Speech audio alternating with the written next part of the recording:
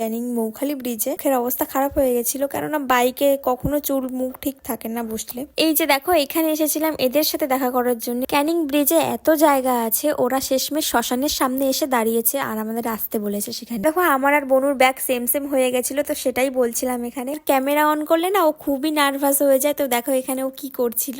তো তারপরে আমি বললাম বনু তোকে আজকে খুবই সুন্দর লাগছে, তাই জন্য ও একটু লজ্জা পেয়ে গেল। তো যাই হোক দেখো তারপরে আমরা খাচ্ছিলাম আইসক্রিম, তো ও আমাকে আইসক্রিমটা দিল।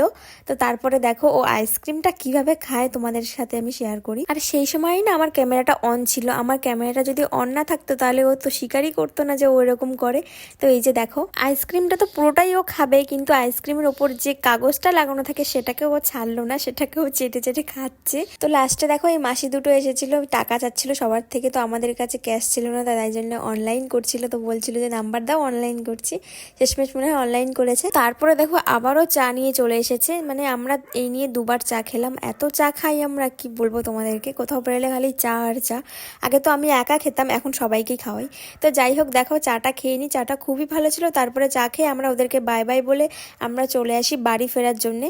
তো দেখো এই যে ক্যানিং, আমরা এখন ক্যানিং থেকে বেরিয়ে যাচ্ছি বাড়ি যাওয়ার জন্য।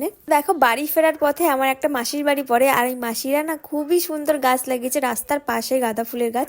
রাস্তা দিয়ে গেলে ছিঁড়ে নেওয়া যাবে। আর ওই ফুলগুলো দেখে এত ভালো লাগছিল যে আমরা না নিয়ে থাকতেই পারলাম না, এই 3টে ফুল নিয়ে আমরা চলে আসি। আজ আমরা ভেবেছিলাম না ইকো পার্কের ওইদিকে যাব ঘুরতে, কিন্তু আজকে জানি আমরা খুবই ভিড় হবে, ওই জন্য আমরা আজ যাইনি। তাই জন্য বাড়ির কাছাকাছি একটু ঘুরলাম। তো দেখো ফাইনালি বাড়ি চলে এসেছি। তো এই যে দেখো ফুলগুলো রেখে দিয়েছি, কি সুন্দর লাগছে ফুলগুলো। তো আজকের মতো টাটা। ভিডিওটা কেমন লাগলো অবশ্যই কমেন্টে জানিও।